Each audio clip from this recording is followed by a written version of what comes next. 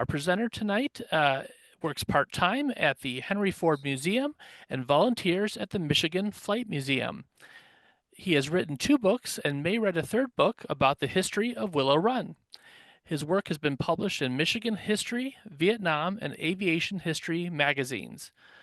Welcome, Barry, and I'll turn the screen over to you. All right. Thank you, Phil. Good day. As Phil mentioned, my name is Barry Levine, and today's presentation covers auto executive John DeLorean, a brilliant meteor that crashed and burned. I'd like to thank Phil and the Clinton-Macomb Library for hosting me. Phil very graciously shared a bit of my background, so I'll get right to the presentation.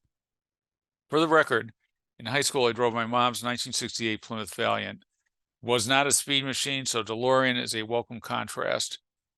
Road and Track magazine headlined him in 2014 as inventor of the GTO, father of the DeLorean, lover, huckster, genius, and I'll be sharing his story today.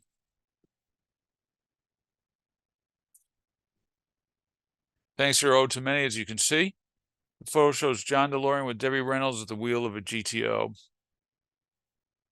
And for some overall perspective on driving, consider this from one of the all-time great automotive journalists, David E. Davis, was pictured on the left.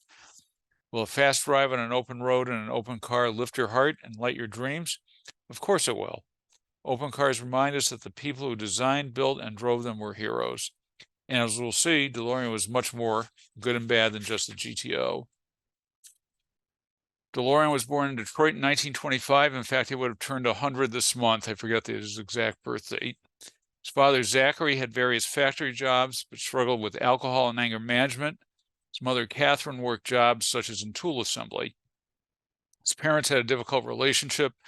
Catherine would move John and his siblings to California for a while and then come back. They finally got divorced in 1942. DeLorean tinkered with cars from an early age, attending Detroit's Cass Tech High School, which is on the left, and Lawrence Institute of Technology, which was then in Highland Park. I think it was just called Lawrence Tech back then, and a music scholarship. So the earliest photograph I've ever seen of him, he's in the 2nd row, 3rd from the right at the end. During World War II, he served stateside in the Army. After the war, he sold insurance, worked in a Chrysler assembly plant, moonlit as a saxophone player, and as a dance band director. Additional study led to his first engineering job with Chrysler in 1952. By the 1950s, he was head of research and development at Detroit's Packard Motors. Packard merged with Studebaker, which was based in South Bend, Indiana. He didn't want to move to South Bend particularly, and he knew Studebaker was having financial trouble, so he looked elsewhere for work. In September 1956, he was hired in at Pontiac.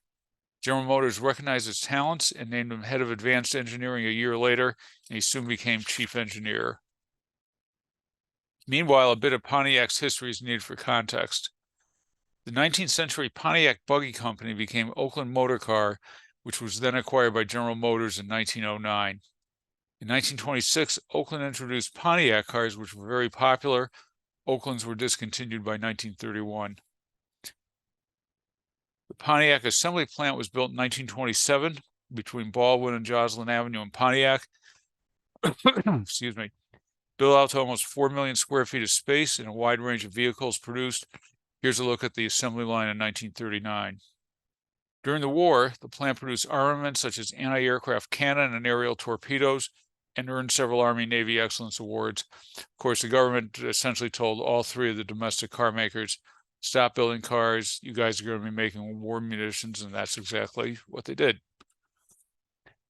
After the war, Pontiac went back to building cars, but by the mid-50s, sales were poor. This is a 1954 Pontiac. I mean, at least to my eye, it looks okay, but it doesn't seem to be anything special. By 1955, the brand was 6th overall in sales, long before anybody heard of Honda or Toyota, and well behind Chevrolet and Ford.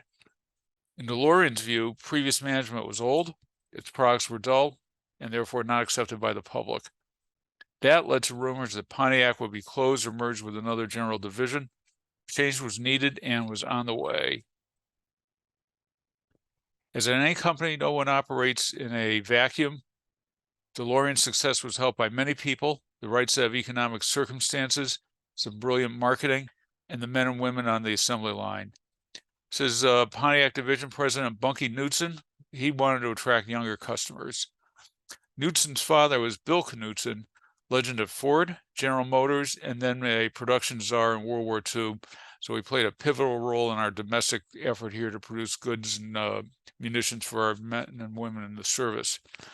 When young Bunky asked his dad for a car, Dad said, sure. Comes home one day, all sorts of car parts, axis, chassis. Bunky was told to assemble the parts if he wanted to drive it, and that's exactly what he did. Knutson then brought on Pete Estes from Oldsmobile as a chief engineer. He had worked on high-performance engines at Olds, and it was a perfect fit for what Pontiac became. Everyone's assignment was to create high-performance versions of Pontiac's existing models. As an engineer in the move, DeLorean was a key part of the story. The early 1960s, wide-track Pontiacs were the result, with a new rear suspension, a wider distance between the wheels and the same axle, and the vehicle was lower to the ground. This illustration, by the way, combines the work of Art Fitzpatrick, who drew out the cars, and Van Kaufman, who drew the people and backgrounds. So it's really, at least, made this outstanding advertising work. These guys did something like 200 plus pieces for various General Motors divisions. Their newfound performance of Pontiac led to a dramatic rise in sales. They reached third place in the industry in 1961. The city of Pontiac renamed the street Wide Track Avenue in the early 60s, recognizing the added jobs from the car's success. While Pontiac was improving its designs, muscle cars emerged and the two would meet in the 60s. Muscle cars went back to prohibition in the 1920s as bootleggers would use them to evade the police. They modified the engines to rev up performance. Many consider the first production American muscle car to be 1949's Oldsmobile Rocket 88, a relatively light car body, and a powerful engine. Another factor was societal affluence. Historian David Halberstam wrote that 1964 was the, quote, high water mark of the American century, when the country was rich and in the middle class, even the young had money. It was a perfect time for the GTO and the muscle cars, American-made, reasonably priced, mid-sized cars with big engines. Some senior management at GM wasn't so sure about jazzed-up Pontiacs, though. There was a lot of concern in the auto industry in the late 50s and early 60s about car manufacturers supporting auto racing. While the mindset was race on Sundays and sell on Mondays, lots of worry about upcoming government regulations. GM in particular was sensitive. Their market share was probably north of 50%, and they were really worried about government antitrust action. General Motors chairman and CEO Fred Donner at the time then banned General Motors' participation in racing in 1963. So the thought became, why not move high-performance cars to customers and let them have at it on the streets? Meanwhile, DeLorean was at work. As chief engineer, DeLorean hosted what-if sessions at GM's Milford Proving Grounds on Saturday mornings. Two key people were engineers Bill Collins and Russ Gee, both in the far right of these pictures. Gee's in the top photo, and you can see DeLorean second from the left in the bottom photo. They replaced the 326 cubic inch engine, which was available in the Tempest Le Mans models, with a 389 cubic inch engine to increase the car's power.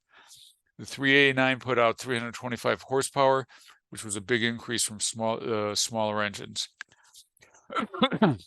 Because the same engine mounts were used in different sized Pontiacs, the larger engine didn't require extensive re-engineering. DeLorean drove the 389 equipped car on the test track, describing the speed and power as electrifying. Here's a 64 example. To me, this is a fabulous looking car. I wish it was sitting in my driveway, but sorry to say it's not. By the mid-60s, Pete Estes was Pontiac's president and was a big GTO supporter. He lobbied a reluctant General Motors senior management at some risk to his career for GTOs. GM's bureaucracy was part of the problem. Engineering rules prohibited engines of this size in smaller cars due to safety concerns, except for the Golden Child, which of course was the Corvette. DeLorean gets out the corporate rule book, takes a peek, and they did not have that banned for option packages on existing cars. So the workaround comes into place. For an additional $295 over a base cost less than $2,500, buyers could get a Pontiac Tempest Le Mans with a GTO option, including dual exhaust and a Hurst shifter. Production began in October 63. DeLorean adopted from Ferrari the GTO name as an acronym for Gran Turismo Omologato, a touring car sanctioned for racing competition. And here's Enzo Ferrari. Ferrari sold few of its GTOs and never secured the legal rights to its name, so John DeLorean moved in quickly. A key figure in the story is Adman Jim Wengers, seen by many as the GTO's godfather and one of the great auto marketers of all time. In 1958, Wengers began working on Pontiac's account at ad agency McManus, John and Adams. Wengers gave the muscle car era a jumpstart when in fall of 63, Wengers sold Car and Driver's editor, David Davis, on a GTO versus Ferrari racing comparison. And this cover was the result. Key message was that Pontiac was equivalent to the Ferrari product. You couldn't pay enough to get that type of advertising, just priceless. Behind the scenes, Jim Wengers was involved in a little bit of, let's say, cheating. He swapped out, without telling anybody, the 389 for an even bigger 421 cubic inch engine, upgraded the transmission and gearing. Car and Driver never wised up to it. Wengers didn't reveal the truth until his 1998 memoir. To avoid suspicion, Wengers equipped the car with options like power steering so it looked like a regular GTO right out of dealer inventory. Car and Driver editors made stopwatch timed acceleration runs, and the results were incredible, such as 0 to 60 in 4.6 seconds. Too good for a production car. He didn't say a word, nobody questioned it. Sorry to say there was never an actual race between the Ferrari and the Pontiac. That is a shame. Pontiac kept a low profile on GTOs in the early days, advertising only in publications for auto enthusiasts. Initially, there was no extra charges from auto insurers. This would change.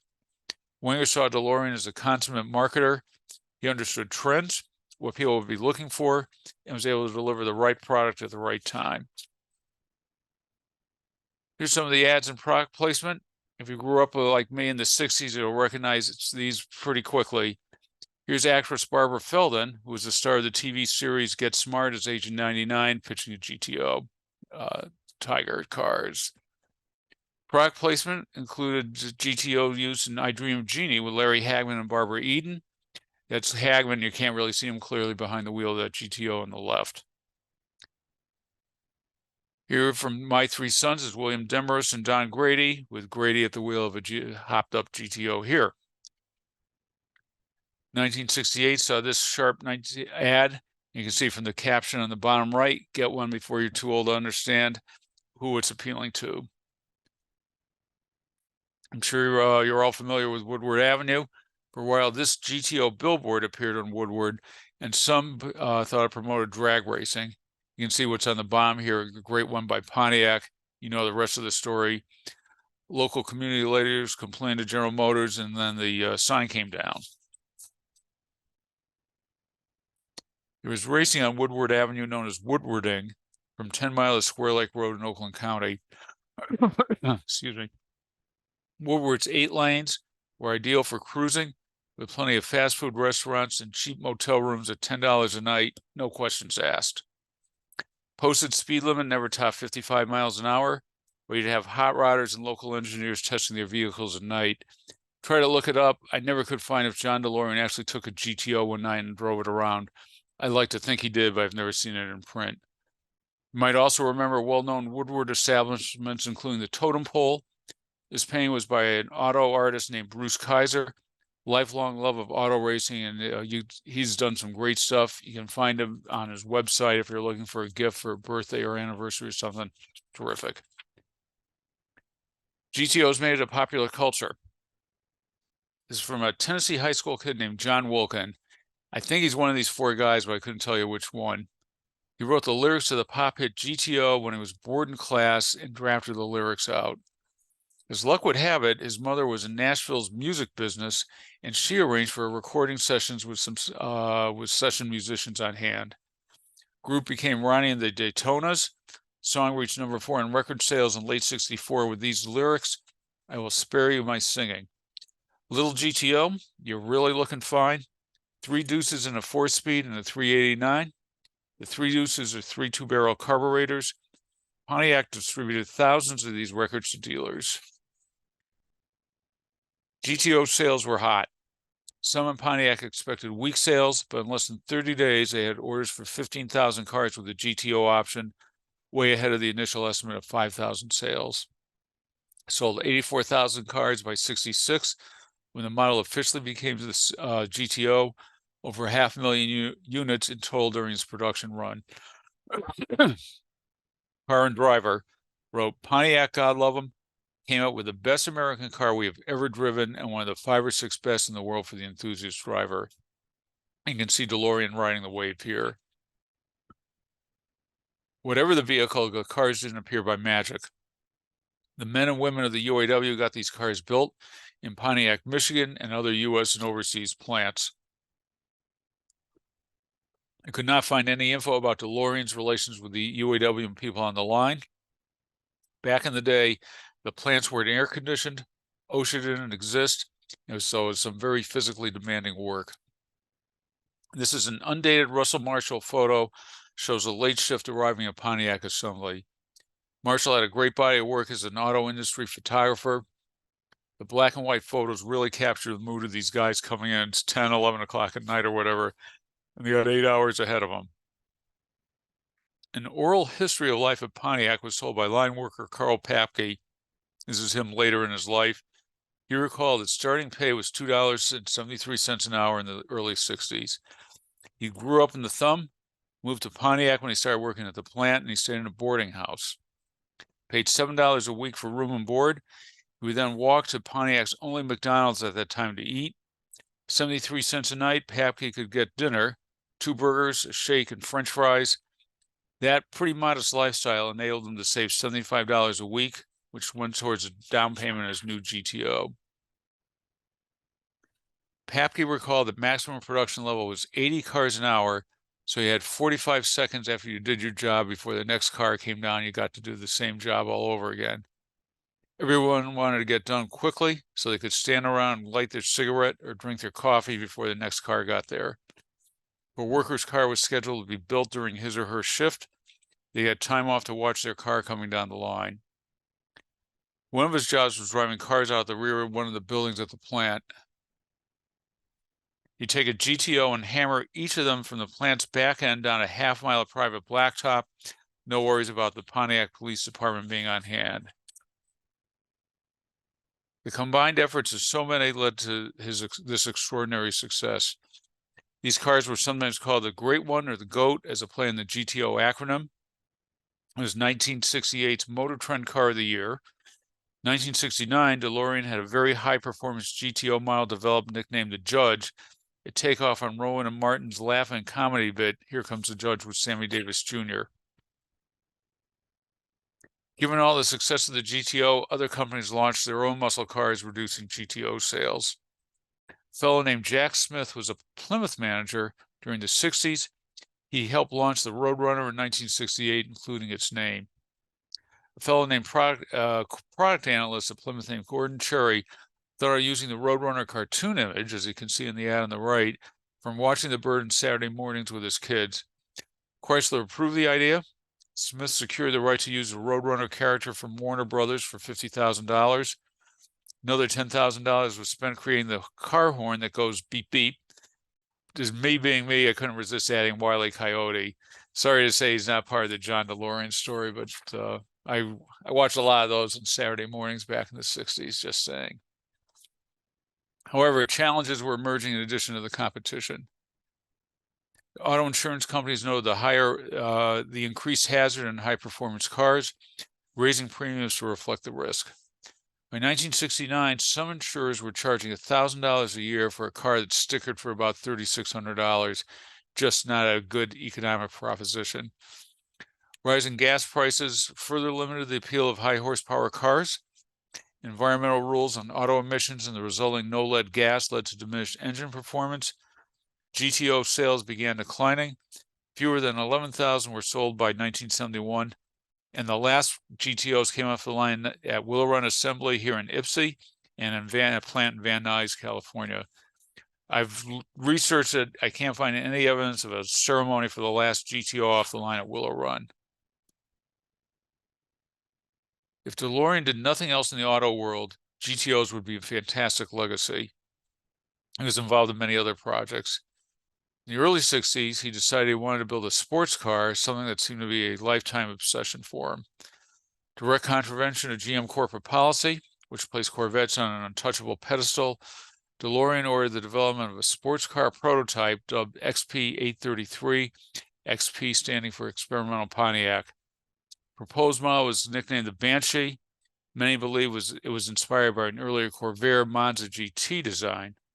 2 prototypes were built, but GM would not let him build the car for production. DeLorean led other projects at Pontiac, such as adopting the Camaro, which was Chevy's response to Ford's Mustang, into the Pontiac Firebird. Early Firebirds were better received than early Camaros. DeLorean insisted on an improved car with bigger tires, lower to the ground, and bigger engines. In 1969, a specially packaged, the Trans Am, which you can see on the left, was very successful. Another success story is the 69 Grand Prix. 68 miles were converted to a smaller chassis and a longer hood. Sales increased from 32,000 to 112,000 cars.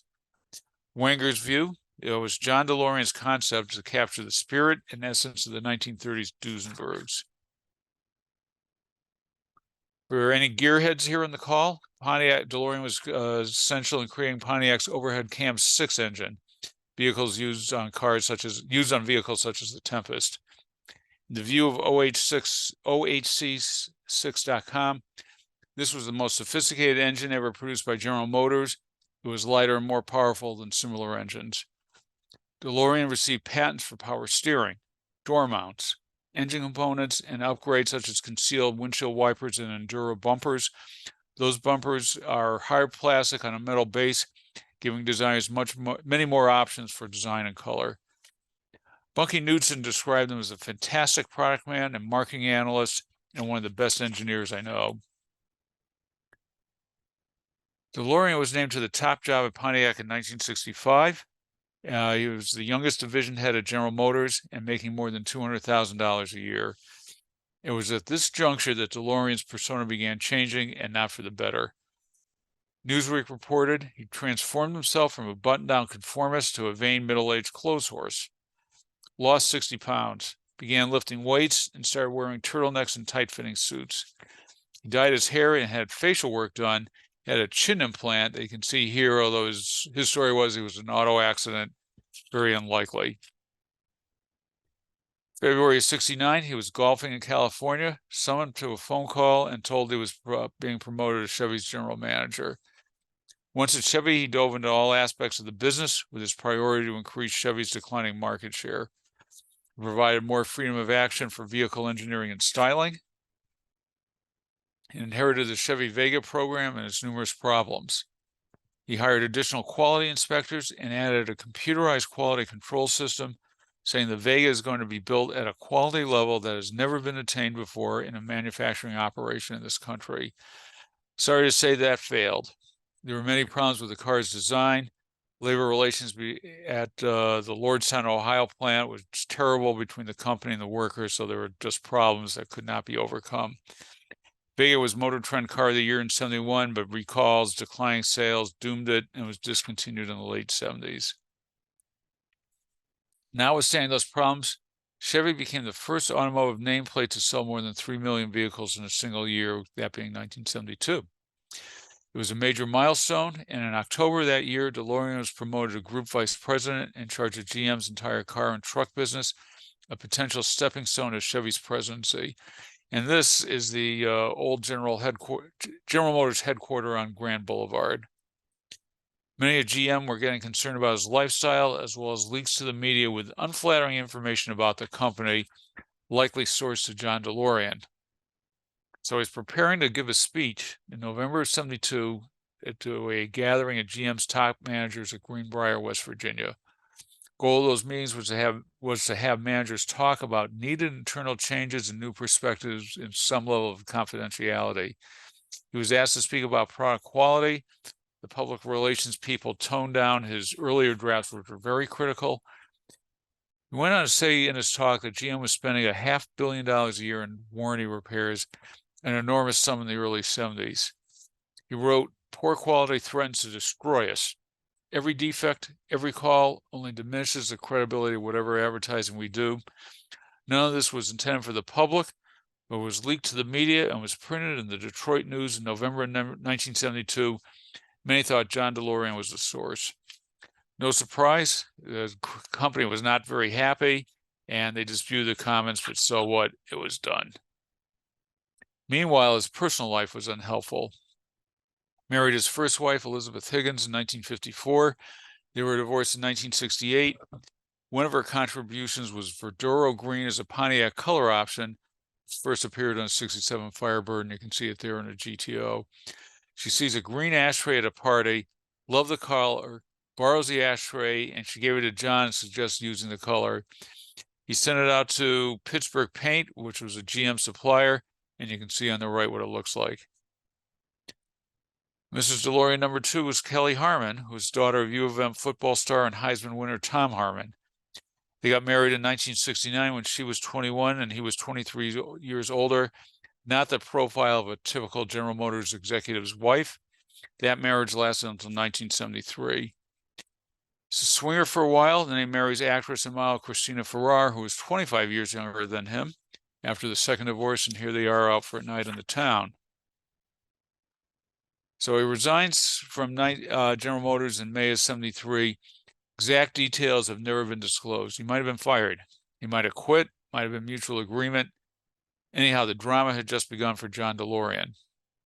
Published in 1979, on a clear day you can see General Motors, you can see a copy of the book here. Unauthorized bio by a guy named Patrick Wright. Had a lot of input from DeLorean, and there were all sorts of disputes about getting it published. Book paints a heroic picture of DeLorean and settled old scores with other GM people. Very little in the way of John DeLorean admitting to any personal weaknesses or failures. After leaving GM, he founded the DeLorean Motor Company in 1975, financing provided by the British government and high-profile investors like Sammy Davis Jr. and Johnny Carson. Originally headquartered in Bloomfield Hills, Michigan, 1970s, engineer Bill Collins, not that long after his GTO work, designed and built the DeLorean DMC-12 prototype. Collins, however, was unhappy with the direction of DMC and quit. A smart move, as it turned out. And here's an example of DeLorean in the car. Great looking vehicle, but it just was kind of a bust. Manufacturing operations were in Dunmurry, Northern Ireland, near Belfast. One of the first times in a North Ireland plant having Protestants and Catholics working together. The car was designed to be a high-performance two-seat sports car, never lived up to the hype. They were expensive, they cost more than the average Corvettes, poor workmanship, and unimpressive road performance. The British government sank $120 million into the plant, and then another $33 million after DeLorean threatened to move it and its jobs to Puerto Rico. After about 9,000 were produced, Margaret Thatcher is elected to be Prime Minister in Britain. She and the British government closed the plant in October of 1982. It was one of the most plausible efforts at a new car company since Kaiser Frazer. It failed, but I like the toast from Cuddy Sark in the headline here. One out of every 100 new businesses succeeds. Here's to those who take the odds.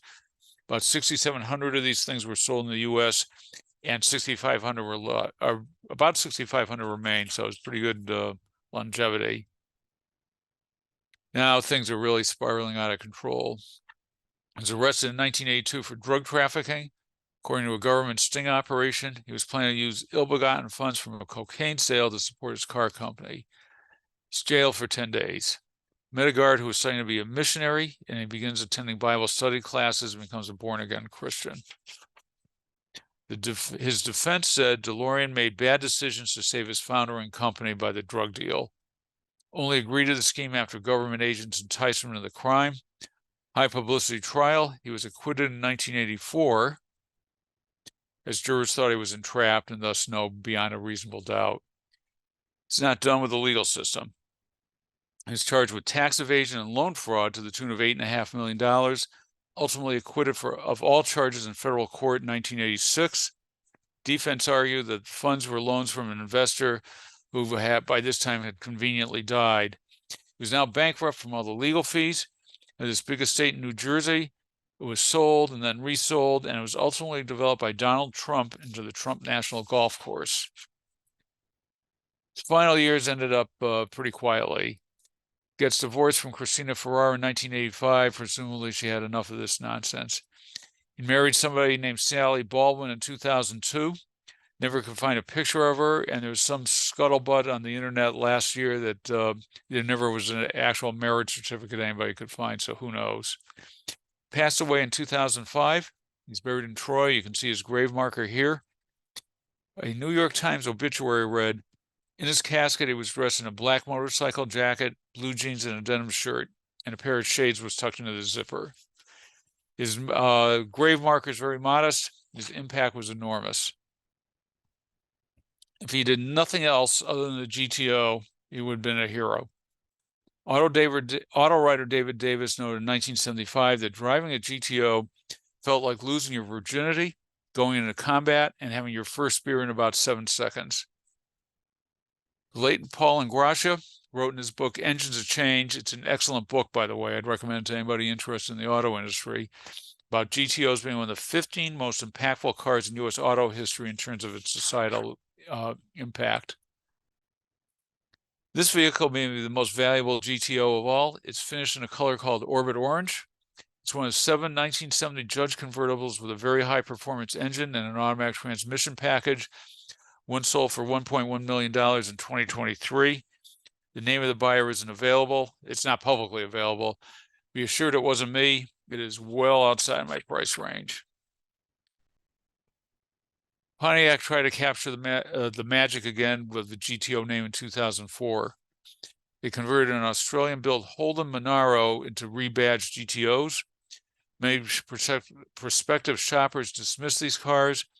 GTO styling cues were absent, such as hood scoops, dual exhaust pipes, stacked headlights. Performed pretty well. I think it's a pretty decent looking car, but they didn't sell. Last Pontiacs of any kind were produced in 2010, done by the recession of 2008 and 2009 and involved GM's financial problems. Pontiacs and DeLoreans work in the movies. The right's a Pontiac Le Mans and French Connection, featuring a car chase between an elevated train and the Pontiac in Brooklyn. Smokey and the Bandit on the left featured Burt Reynolds, Jackie Gleason, and Sally Fields. That featured a Pontiac Trans Am. One would think John DeLorean was pleased with both of these movies. 1985's Back to the Future featured a DMC-12 as a time travel machine. The filmmakers originally considered a refrigerator and then a pickup truck. They decided they wanted something futuristic looking.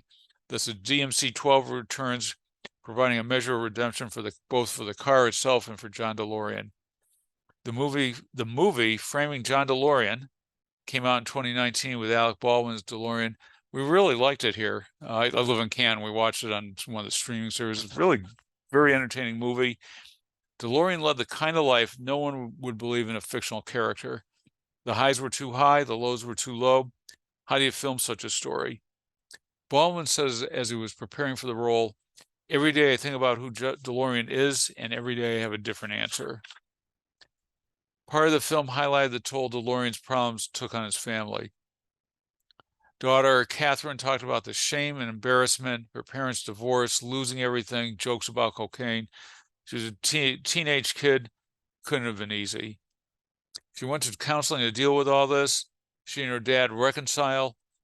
By the time after he declared bankruptcy, he ended up living in a one-bedroom apartment, and she boosted his spirits by introducing him to DeLorean conventions where he could speak to people who loved his cars. DeLorean touched many people in his life, and here's the aftermath for just a few of them. Bunky Knudsen on the right was hired by Henry Ford II in 1968 to become president of Ford Motor, as Knudsen's feelings were bruised when he was passed over for the presidency of GM in favor of Ed Cole. Knudsen tried to get John DeLorean to come to Ford, but failed. So your mind starts playing with what the alternate history would be, because Knudsen's firing paved the way for Lee Iacocca, you can see on the left. If DeLorean was there, who knows? Bunky Knudsen passed away in 1998.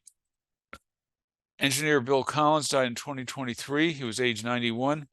He was a community hero in Northport, Michigan, where he retired He was very active in all manner of civic improvement projects. First wife, Elizabeth Higgins DeLorean, passed away in Florida in 2004. Never remarried, stayed out of the public limelight, which seems like a pretty logical type move. Kelly Harmon, however, was very visible. She was in TV shows such as Switch, Bay City Blues, and The Incredible Hulk.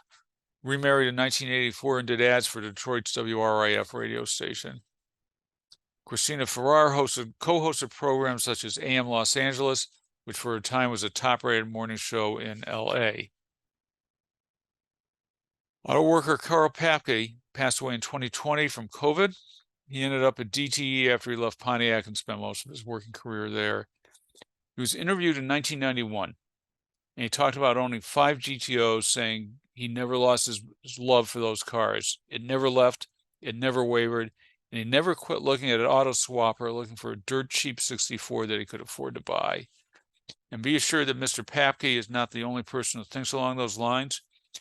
As for the assembly plant, the last car at the plant rolled down the line in December of 1987.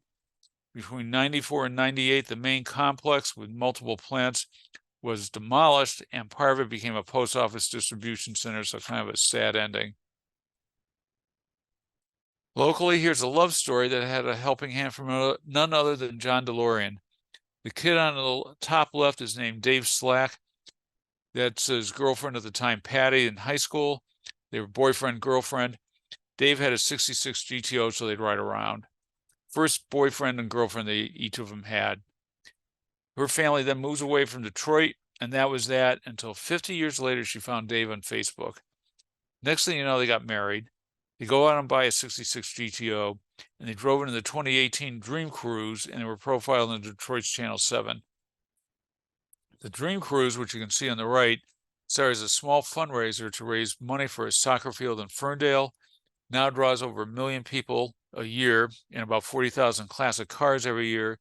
And a lot of those cars are GTOs, and this sure looks like one right here. And multiple other cars inspired by John DeLorean, the muscle car era. There's a dedicated group of GTO restorers, but tread carefully if you're interested because you will need tons of cash. We follow a GTO Facebook page. Some see a restoration as a, quote, bankruptcy starter kit. Total rebuild might be $50,000 before you bat an eye, and that doesn't include the cost of the car. And that's if you do most of the work yourself. Repainting it might be another $25,000, depending on how much sheet metal it needs. Do it yourself if you're really dedicated and got a lot of skills and tooling and help, 3 years or more. Or it can sit in the garage and you get fed up with it and sick of it, and then it's a fire sale just to move it away. See, this car is really in rough shape. If you're so inclined, there are specialty stores in the area that sell already restored cars. There's one in Plymouth. GTOs typically run about $110,000 restored for easy payments of about $1,100 a month. That car is also not sitting in my driveway, but good luck. As for the future, there's a company called DeLorean Reimagined LLC, and their vision of a future DeLorean's in the bottom right of the image. They thought they'd be going on sale in 2024 for $145,000. What I think actually happened is DeLorean Reimagined's well on their way to going out of business. DeLorean had a nephew named Paul. He's the CEO and chief designer of DeLorean Aerospace. Their goal is to develop a flying car, and here's a model up here in the top right. TV, it seems like the longest of long shots, but you never know. This is Catherine DeLorean. She's in charge of DeLorean Next Gen Motors, which is to be based in Detroit to come up with a future model DeLorean. I don't know. And there was some legal dispute from the Reimagined company and Catherine about use of the DeLorean name, even though it's her family name. They might have trademarked it for cars. So John DeLorean and legal challenges seem to hold together pretty well. So how do you assess John DeLorean's life? As for the cars themselves, Paul Ingrazia, he was bureau chief for Wall Street Journal in Detroit for a number of years. He went to a GTO rally in about 2010, observing that those GTOs are like potent elixirs that vividly evoke the flat-bellied, full-haired, testosterone-driven days of their past. As for John personally, one of his attorneys said, DeLorean had one of the most warped views of right and wrong he'd ever come across in anybody.